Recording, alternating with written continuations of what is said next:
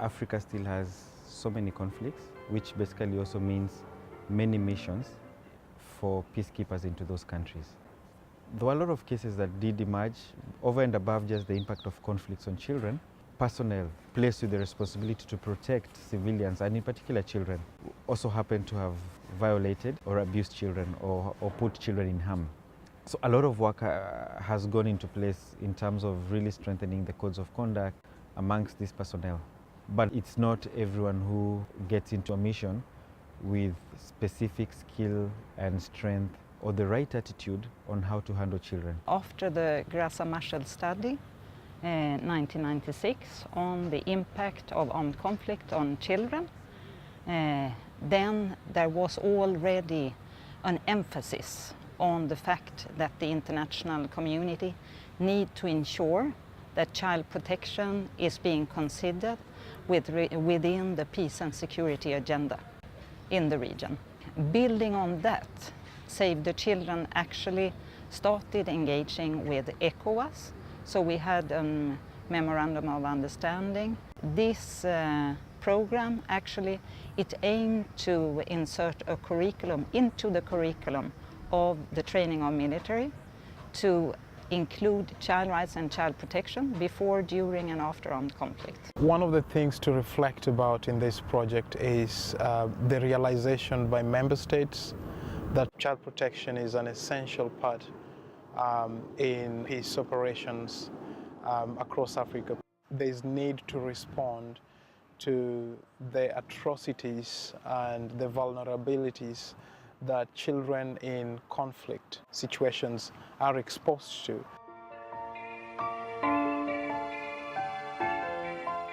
Pre-deployment training have mandatory modules that the peacekeepers are either PCCs, police contributing countries, or tourist contributing countries are to undergo prior to their deployment into mission areas. These include international humanitarian law and other issues on human rights.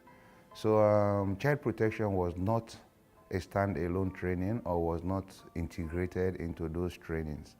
But in the last 2 years, we have been able to ensure that these trainings are integrated into those pre-deployment. And because we cannot target everybody during those pre-deployment training, we thought it necessary that the mandatory in-mission trainings we can be able to deliver, and we will have more time to be able to not only organize a formal training session, but equally to reach out to a good number of them once they are in mission, especially when they are newly deployed or rotated troops. The commitment is so strong regarding protection of children, mainly ensuring that legal instruments regarding child protection are properly implemented and respected. This training and workshop is a very important initiative, and we hope that the outcome will be very fruitful and constructive, which will help to strengthen child protection dimension in AU perspective, as well to better protect civilian population. In peace support operations, wherever you are training, whether it is training for senior officers or for lower cadres, they must have a dose of child protection training. It has by and large been embraced mostly in countries that are contributing troops to operational areas, because the emphasis now is for the training, pre-deployment training. You must train all the soldiers on issues of child protection. ECOWAS Standby Force is one of the 5 pillars of the African Standby Force. We are deployed as a last resort to go in and resolve armed conflicts. We're also deployed for monitoring of elections. We're also deployed in humanitarian disasters.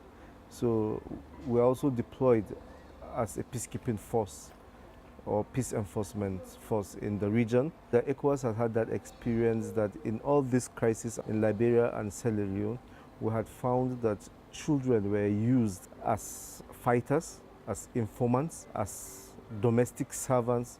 So for us at TSF, and with our collaboration with Save the Children, we have taken it as a priority that all the people who are supposed to go for posting, who are ready on posting or deployment, who are either in the rosters, may it be military or police or civilian, they must undergo a child protection course, because within their mandate at the conflict area, at one time, maybe the protection of civilian, maybe whatever will happen there, a child will be involved. So we normally try to put everybody, not necessarily experts on child protection, but everybody who is deployable should have some basic knowledge on how we can deal with the children when need arises.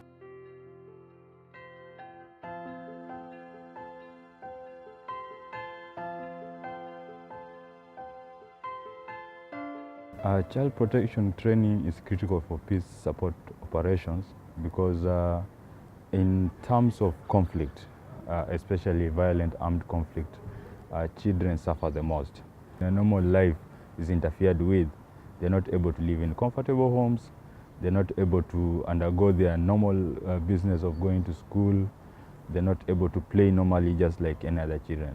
And therefore, in these situations, children need some special kind of care. The project is working with the East African Standby Force, ECOWAS Standby Force, and African Standby Force to improve on the training management system and the rostering system of the project, so that we are able to have people who are trained in child protection finding their way in the roster and thereby being ready to be deployed as a personnel. When we train, because we are building a capacity on this particular person so that they can go and do their work both effectively and efficiently at the field.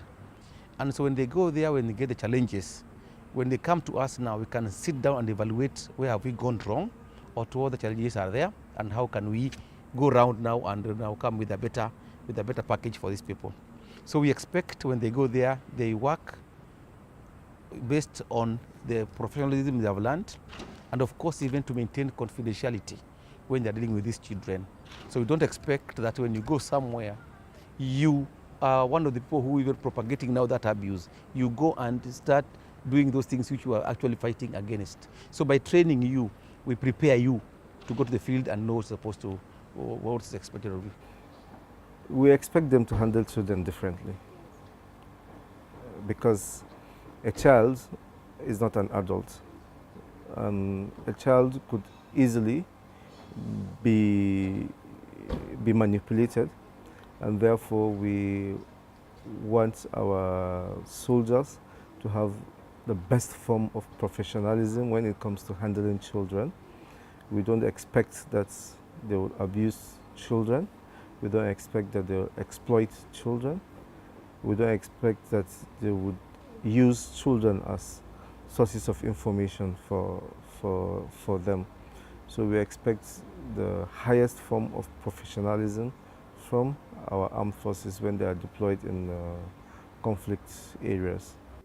We are not only training them to be aware who is a child, what is a child soldier, what is a recruitment, what is the use, but we actually again try to train them on issues of conduct, generally, sexual exploitation and abuse, conflict-related sexual violence. We also try to let them things that will give them an informed general knowledge on things that they should be looking out for, how they can be able to prevent it, and again, how they can be able to interact, which to us, we think it will contribute to the overall success of the mission. So it's like complementing the military activities should also go in line with adherence to international norms, observing human rights generally, and for the protection of children generally, we must ensure that they are aware about the vulnerabilities of children and the impact of conflict on children.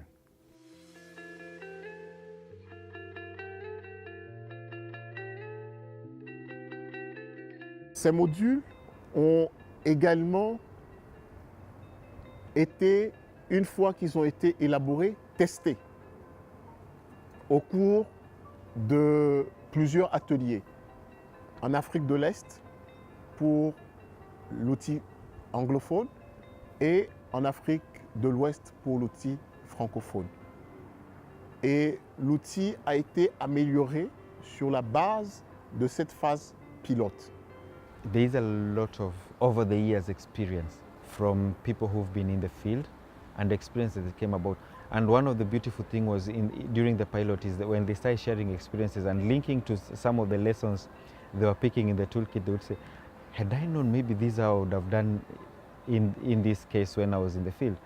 And for those also who probably have not had the opportunity to be in a mission, they're also able to learn from people who had made mistakes before. A second thing we also managed to have done before the pilot was also get children consultations done in Côte d'Ivoire and northern Uganda. And these were children also just being able to do role plays, being able to do drawings and writings around their experiences with peacekeepers. Children are what we would call a vulnerable group in this particular situation, and their needs and their situation can very easily be overtaken by the events that are happening. So it's important for the peace support operation actors need to know that the children need special care, they need special attention, and not just that they need that special care, but to get to understand exactly what it means to uphold their rights, and just to know the different situations in which they would find children in and how to respond to that. But also, what we are hoping is that we work towards a preventative framework that makes sure that children are protected and that they have an environment that's safe against all forms of harm that would come their way.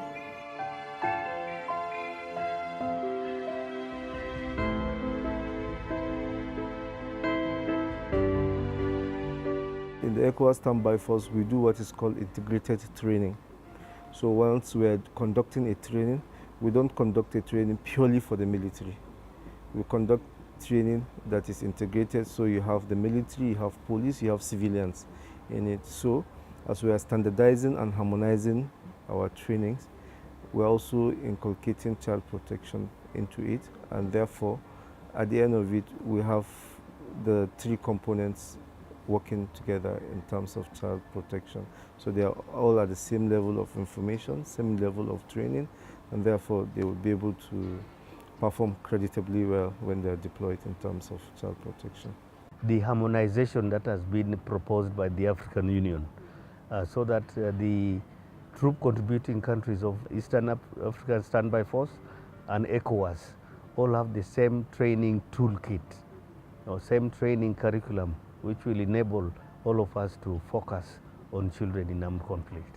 It will be necessary to harmonize it for us to share the same information, to train on the same materials, and to talk at once as one. People that have been trained have the same knowledge and have the same skills.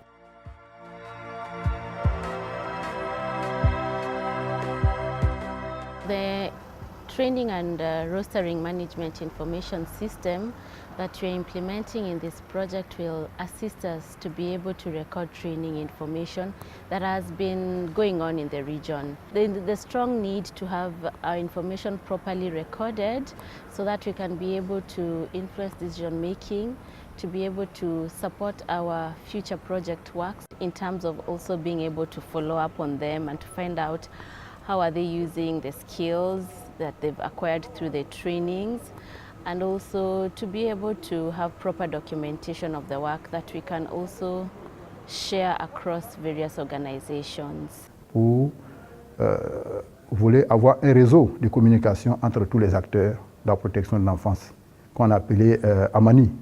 Si Amani voit le jour, ça va nous permettre de mieux communiquer, quelles que soient les distances qui séparent effectivement les acteurs.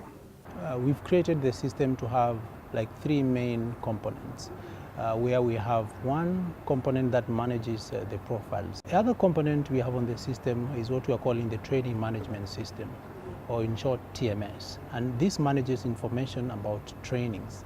These are training events. Within a training event we have participants, or what we call trainees, we have trainers, we have training material, we have modules, we have institutions, organizers, and so forth. All that information is managed within the training management system. Then thirdly, we have what we are calling the roster, a platform where people can be selected from the profiles and they are grouped in together.